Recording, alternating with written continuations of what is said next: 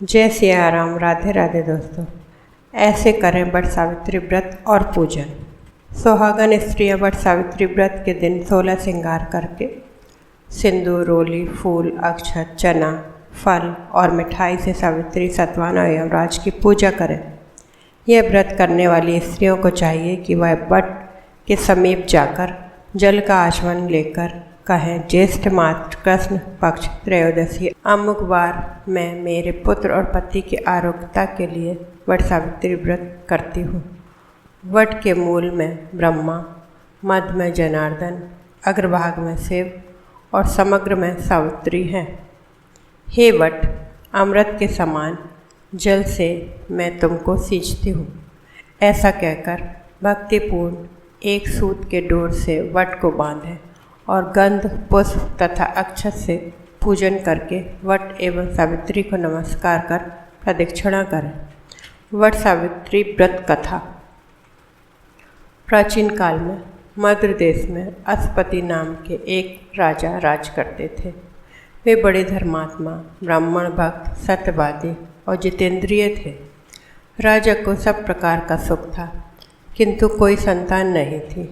इसलिए उन्होंने संतान प्राप्ति की कामना से 18 वर्षों तक पत्नी सहित सावित्री देवी का विधिपूर्वक व्रत एवं पूजन किया, कठोर तपस्या की।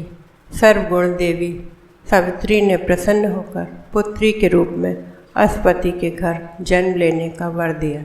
यथा समय राजा की बड़ी रानी के गर्भ से एक परम तेजस्विनी सुंदर कन्या ने जन्म लिया। राजा ने उस कन्या का नाम सावित्री रखा। राजकन्या शुक्ल पक्ष के चंद्रमा की भांति दिनों दिन बढ़ने लगी। धीरे धीरे उसने युवावस्था में प्रवेश किया। उसके रूप लावण्य को जो भी देखता उस पर मोहित हो जाता। कन्या के युवा होने पर अस्पति ने सावित्री के विवाह का विचार किया। राजा के विशेष प्रयास करने पर भी सावित्री के योग्य कोई वर नहीं मिला। उन्होंने एक दिन सावित्री से कहा, बेटी, अब तुम विवाह योग्य हो गई हो, इसलिए स्वयं अपने योग्य वर की खोज करो। पिता की आज्ञा स्वीकार कर सावित्री योग मंत्रियों के साथ स्वर्ण रथ पर बैठकर यात्रा के लिए निकली। कुछ दिनों तक ब्रह्म ऋषियों और राज ऋषियों के तपोवन और तीर्थों में भ्रमण करने के बाद वह राजमहल में लौटकर आई। उसने पिता के साथ देवर्षि नारद को बैठे देख उन दोनों के चरणों में श्रद्धा से प्रणाम किया। महाराज, अस्पति ने सावित्री से उसकी यात्रा का समाचार पूछा। सावित्री ने कहा, पिताजी, तपोवन में अपने माता पिता के साथ निवास कर रहे धूम्रसेन के पुत्र सत्यवान सर्वदा मेरे योग्य हैं। अतः सत्यवान की कीर्ति सुनकर मैंने उन्हें पति रूप में वरण कर लिया है। नारद जी, सत्यवान तथा सावित्री के ग्रहों की गणना कर राजा अस्पति से बोले, राजन, सावित्री ने बहुत बड़ी भूल कर दी है। सत्यवान के पिता शत्रुओं के द्वारा राज्य से वंचित कर दिए गए हैं। वे वन में तपस्वी जीवन व्यतीत कर रहे हैं और अंधे हो चुके हैं। सबसे बड़ी कमी यह है कि सत्यवान की आयु केवल 1 वर्ष ही शेष है और सावित्री के 12 वर्ष की आयु होने पर सत्यवान की मृत्यु हो जाएगी। नारद जी की बात सुनकर राजा अस्पति व्यग्र हो गए। उन्होंने सावित्री से कहा, बेटी, अब तुम फिर से यात्रा करो और किसी दूसरे योग्य वर का वरण करो। सावित्री सती थी। उसने दृढ़ता से कहा, पिताजी, आर कन्या होने के नाते जब मैं सत्यवान का वरण कर चुकी हूँ तो अब सत्यवान चाहे अल्पायु हो या दीर्घायु, अब तो वही मेरे पति बनेंगे। जब मैंने एक बार उन्हें अपना पति स्वीकार कर लिया, फिर मैं दूसरे पुरुष का वरण कैसे कर सकती हूँ। सावित्री का निश्चय दृढ़ जानकर महाराज अस्पति ने उसका विवाह सत्यवान से कर दिया। सावित्री ने नारद जी से सत्यवान की मृत्यु का समय ज्ञात कर लिया तथा अपने ससुर परिवार के साथ जंगल में रहने लगी। धीरे धीरे वह समय भी आ गया जिस दिन सत्यवान की मृत्यु निश्चित थी। सावित्री ने नारद जी द्वारा बताए हुए दिन से 3 दिन पूर्व से ही निराहार व्रत रखना शुरू कर दिया। नारद द्वारा निश्चित तिथि को पति एवं सास ससुर की आज्ञा से सावित्री भी उस दिन पति के साथ जंगल में फल फूल और लकड़ी लेने के लिए गई। सत्यवान वन में पहुंचकर लकड़ी काटने के लिए बड़ के पेड़ पर चढ़ा। अचानक वृक्ष से लकड़ी काटते समय सत्यवान के सिर में भयंकर पीड़ा होने लगी और वह पेड़ से नीचे उतरा। सावित्री ने उसे वड़ के पेड़ के नीचे लेटाकर उसका सिर अपनी गोद में रख लिया। कहीं कहीं ऐसा भी उल्लेख मिलता है कि वह वट वृक्ष के नीचे लेटे हुए सत्यवान को सर्प ने डस लिया था। उसी समय सावित्री को लाल वस्त्र पहने भयंकर आकृति वाला एक पुरुष दिखाई पड़ा। वे साक्षात यमराज थे। यमराज ने ब्रह्मा के विधान के रूप में रेखा सावित्री के सामने स्पष्ट की और सावित्री से कहा, तू पतिव्रता है, तेरे पति की आयु समाप्त हो गई है, मैं इसे लेने आया हूँ।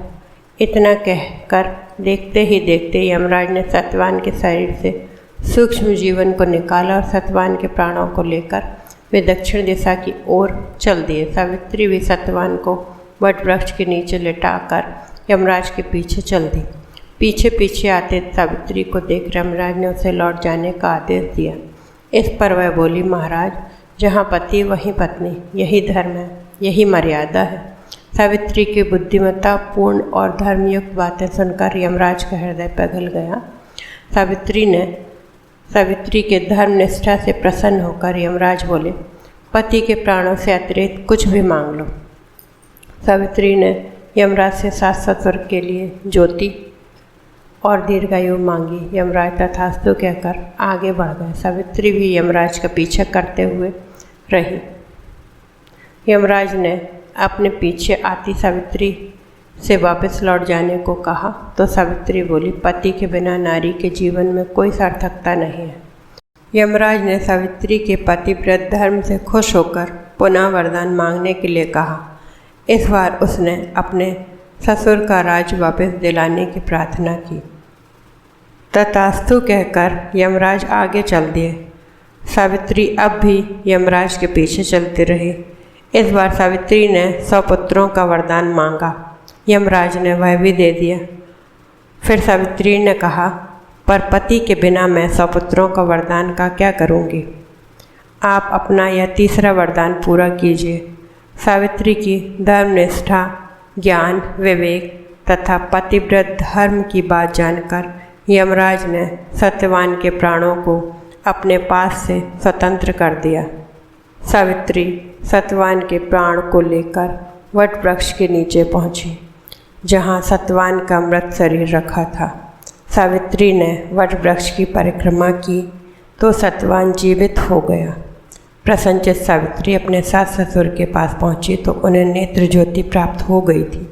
इसके बाद उनका खोया हुआ राज भी उन्हें मिल गया। आगे चलकर सावित्री 100 पुत्रों की माता बनी। इस प्रकार सावित्री ने सतीत्व के बल पर न केवल अपने पति को मृत्यु के मुख से छीन लिया, बल्कि पतिव्रत धर्म से प्रसन्न कर यमराज से सावित्री ने अपने सास ससुर की आँखें अच्छी होने के साथ राज्य प्राप्त का वर, पिता को पुत्र प्राप्ति का वर और स्वयं के लिए पुत्रवती होने का आशीर्वाद भी ले लिया तथा इस प्रकार चारों दिशाओं सावित्री के पतिव्रत धर्म के पालन की कीर्ति से गूंज उठी। जय श्री राम। राधे राधे दोस्तों। वट सावित्री व्रत की शुभकामनाएं।